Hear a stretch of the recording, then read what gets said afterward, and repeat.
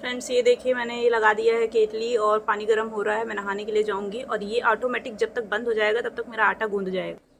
तो केतली हो गई है ऑफ और मेरा आटा गूंद गया है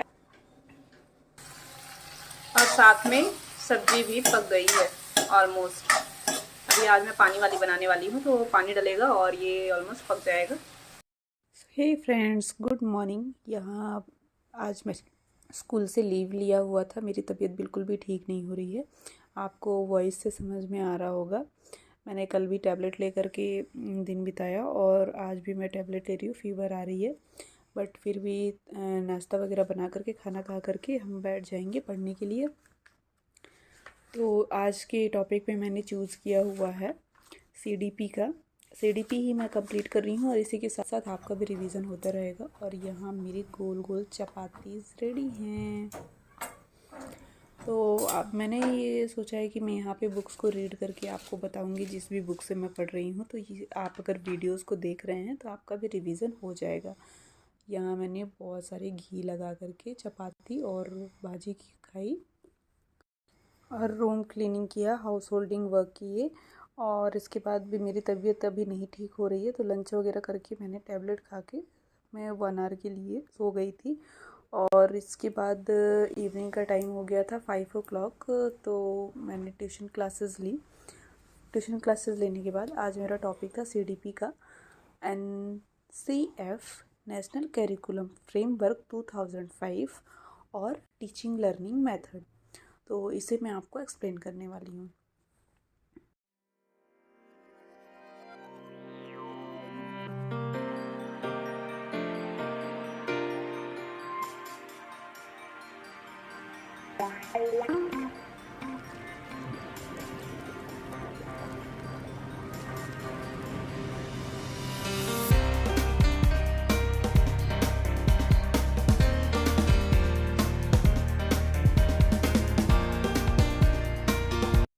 इसी के साथ आज के मेरे टॉपिक में था सीडीपी, जिसमें मैंने एनसीएफ को कंप्लीट किया और टीचिंग लर्निंग मेथड को कंप्लीट किया। और ईवीएस में मैंने रिप्रोडक्शन इन एनिमल्स को कंप्लीट किया हुआ है। इसकी मेरी नोट्स भी रेडी हो गई है। और रिप्रोडक्शन इन एनिमल्स में modes of reproduction, development of embryo, viviparous, oviparous, frog cycle, pseudopodia, amoeba का structure, nutrition in animal, holozoic nutrition, human digestive system, pharynx, oesophagus, stomach, human digestion system, animal digestion system, ये बहुत ही ज़्यादा important है हमारे topic में। और यहाँ पे मैं आपको ईवीएस में बताने वाली हूँ कि ईवीएस में हमें एनिमल टॉपिक से कहाँ से पढ़ना होगा। तो एनिमल से class 6 chapter 9 the living organism characteristic and habitat, class 7 chapter 2 nutrition in animal, chapter 7 weather climate और chapter 11 transportation in animal, class 8 chapter 9 reproduction in animal, class 7 conservation of plants and animals. आपको animal topic में इतना complete करना होगा NCERT से। सो मैंने इसका notes भी प्रिपेयर कर लिया है और नेक्स्ट वीडियोस में मैं आपको एनिमल टॉपिक को एक्सप्लेन करूँगी।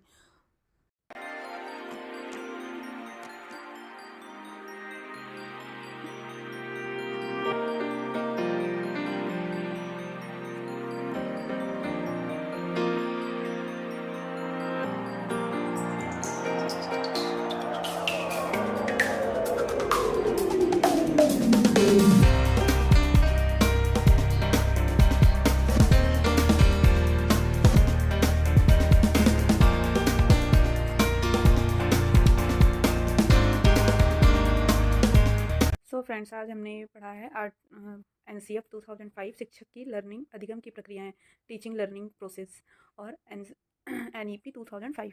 तो लेट्स स्टार्ट। Sorry, NCF 2005। तो नेशनल करिकुलम फ्रेमवर्क में ये करिकुलम का हिंदी रूपांतरण है पाठ्यचर्या, और इसे लैटिन भाषा से लिया गया है कैरियर रेस कोर्स, जिसका अर्थ होता है रेस कोर्स, दौड़ का मैदान। ये क्वेश्चन बहुत आया हुआ था जब मैंने एमपी टेट का एग्ज़ाम दिया हुआ था। तो दौड़ का मैदान, जिसका मीन्स है कैरियर का मीन्स है दौड़ का मैदान, करिकुलम। और यह बालक उद्देश्यों को प्राप्त करने के लिए दौड़ता है, जिसमें बालक लक्ष्य को पाने के लिए दौड़ता है। और इसमें सिलेबस शिक्षक की दृष्टि से रखकर बनता है। करिकुलम की रचना छात्रों को ध्यान में रखकर शिक्षक की दृष्टि रहती है, बट चाइल्ड सेंटर सिलेबस बनता है। और इसमें बहुत सारी राष्ट्रीय पाठ्यचर्या 2005 की आवश्यकताएं, नैतिक मानवीय मूल्यों में वृद्धि करना, कक्षा कक्षा शिक्षण को प्रभावशाली बनाने के लिए नवीन पाठ्यक्रम की आवश्यकता पर बल, हमारा syllabus time to time change होते रहना चाहिए और स्टूडेंट्स की ज़रूरत और इंटरेस्ट के अकॉर्डिंग पाठ्यक्रम का निर्माण करना चाहिए और अध्यापकों की संतुष्टि के लिए पाठ्यक्रम निर्माण में उनकी सहायता करना चाहिए, शैक्षिक लक्ष्यों की प्राप्ति हेतु होना चाहिए और राष्ट्रीय पाठ्यक्रम आवश्यक होना चाहिए। भाषा समस्या के निदान नवीन राष्ट्रीय पाठ्यक्रम की आवश्यकता, पाठ्यक्रम नवीन शोधकर्ताओं से शामिल होना चाहिए, अभिभावकों की संतुष्टि प्रदान करने लायक होना चाहिए। एनसीएफ 2005 का मुख्य सूत्र है लर्निंग विदाउट बर्डन। अब शिक्षा बिना बोझ के, स्टूडेंट्स को बुक्स कलेक्ट करने में ज़्यादा फोकस नहीं करना है, हमें उनको प्रैक्टिकल नॉलेज देना है, इसका मीन्स है। और एनसीएफ 2005 संशोधित पाठ्यचर्या दस्तावेज का प्रारंभ प्रसिद्ध शिक्षा शास्त्री, नोबेल पुरस्कार विजेता, राष्ट्रीय गान के निर्माता रविन्द्रनाथ टैगोर ने सभ्यता और प्रगति के एक उद्धरण से होता है। 2005 में यशपाल समिति का निर्धारण किया गया, जो बिना बोझ के शीर्षक के द्वारा रिपोर्ट प्रकाशित की।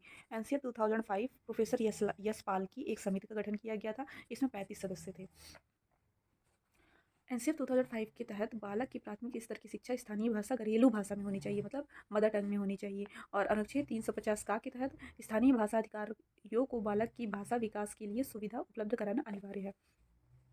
और इस त्रिभाषा फार्मूले के 3 भाषाएं होती हैं, जिसमें प्रथम भाषा राज्य भाषा या राष्ट्रीय भाषा होनी चाहिए, जो कि हिंदी में। द्वितीय भाषा इंटरनेशनल लैंग्वेज होनी चाहिए, अंग्रेजी में। तृतीय भाषा हमारी स्थानीय रीजनल लैंग्वेज होनी चाहिए, संस्कृत, पंजाबी, गुजराती, मारवाड़ी इत्यादि, जो भी आपकी रीजनल लैंग्वेज है।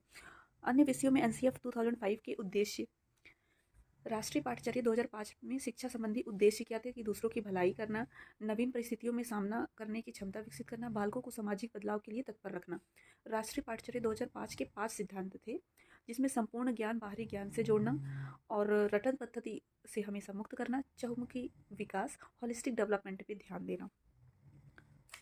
मैं आपको यहाँ पे इंपॉर्टेंट पार्ट बस बता रही हूँ जो एग्जाम ओरिएंटेड है।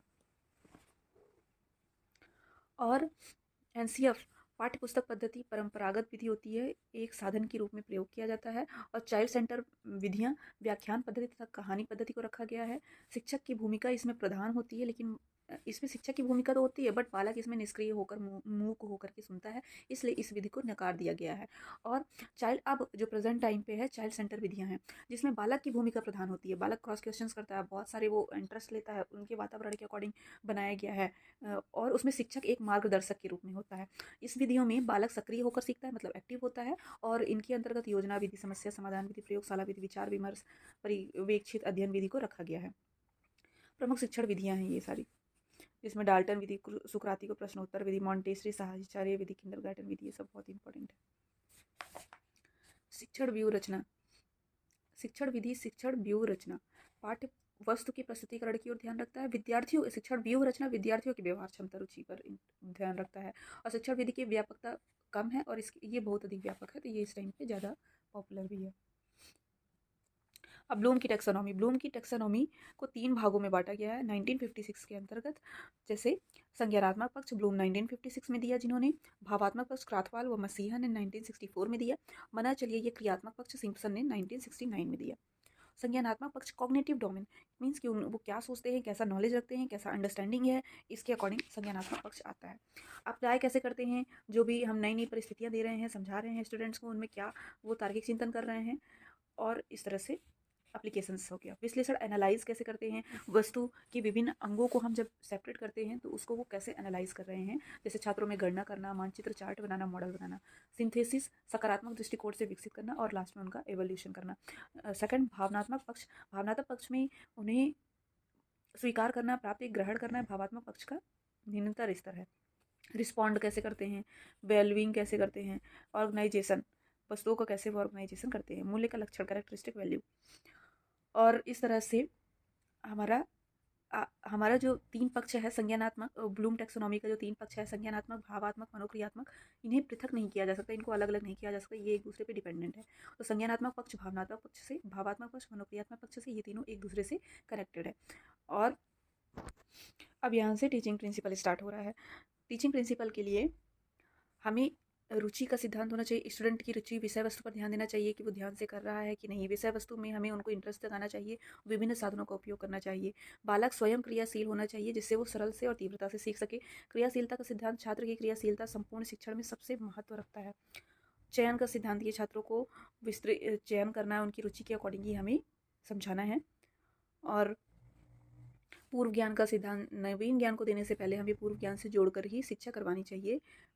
प्री लर्निंग, छात्र स्टूडेंट्स केंद्रित होनी चाहिए। रुचि अभिरुचि सीखने की क्षमता के अनुसार हम इसे व्यवस्थित कर सकते हैं। अब ये बहुत सारे टीचिंग फॉर्मूलाज हैं, जैसे ज्ञात से अज्ञात की ओर। बालक अपने पूर्व ज्ञान के आधार पर ही नवीन ज्ञान को ग्रहण करता है, तो जो उन्हें ज्ञात है उसी से ही हम अज्ञात की ओर ले जाते हैं। सरल से जटिल की ओर, पहले हम छोटी छोटी बातें सरल करके उसे बताते हैं और फिर हम जटिलता की ओर उन्हें लेकर के जाते हैं एक्सप्लेन करते टाइम। विशिष्ट से सामान्य की ओर, इस सूत्र में आगमन विधि का निगमन विधि की ओर होता है। आगमन मीन्स पहले सूत्र को उदाहरण की ओर फिर नियम की ओर लेकर के जाते हैं, जैसे कि कोई कहानी सुना करके फिर हम पूर्ण से अंश की ओर, यहाँ वस्तु को उसके छोटे छोटे हिस्सों में बांट करके सिखाया जाता है। प्रत्यक्ष से प्रमाण की ओर, यहाँ पे वस्तुओं को बालकों को प्रत्यक्ष करके सामने वस्तुओं को रख करके उन्हें सिखाया जाता है। स्थूल से सूक्ष्म की ओर, पहले इसे दूसरा नाम होता है मूर्त से अमूर्त की ओर। कठिन विषयों का स्पष्टीकरण किया जाता है और शिक्षक यही मार्ग अपनाता है, छोटी छोटी चीज़ों को फिर सिखाता है। विश्लेषण से संश्लेषण की ओर, इसमें विश्लेषण मतलब कि बांट करके, विश्लेषण का तात्पर्य संयोजित करके पुनः उनका विभाजन करना। पहले उन्हें जोड़ करके, जैसे पजल वाले गेम होते हैं, उनको विभाजन करना और फिर उनका आपस में ज्वाइंट करना, संबंध बनाना। अनिश्चित से निश्चित की ओर, अनुभव से तर्क की ओर, मतलब उन्हें प्रैक्टिकल नॉलेज करके, जैसे हरी घास पर क्षण भर नामक पाठ पढ़ाने से उन्हें हरी घास का प्रत्यक्ष प्रैक्टिकल नॉलेज होना चाहिए, फिर हम उन्हें आगे ज्ञान देंगे। तर्कपूर्ण क्रम का त्याग कर मनोवैज्ञानिक क्रम का अनुसरण करने की इच्छा। आगमन से निगमन की ओर, पहले उदाहरण बताएंगे और फिर नियम बताएंगे। भाषाई कौशलों में LSRW ये आपने पढ़ा ही होगा, जिसमें लिसनिंग, स्पीकिंग, रीडिंग, राइटिंग होता है। बालक सबसे पहले सुनता है, फिर धीरे धीरे बोलता है, लिसन करता है, फिर बोलता है, फिर रीडिंग करता है, फिर लिखना भी सीख जाता है। और यहाँ पे बहुत सारे ऑब्जेक्टिव क्वेश्चन। और अगर आप यहाँ तक वॉच कर रहे हैं तो प्लीज़ लाइक एंड शेयर। और इस तरह की प्रोसेस आपको कैसे लग रही है, मैं आपके साथ शेयर करते जाऊँगी, आपका भी रिवीजन होता रहेगा। Please comment below. So bye bye, keep learning.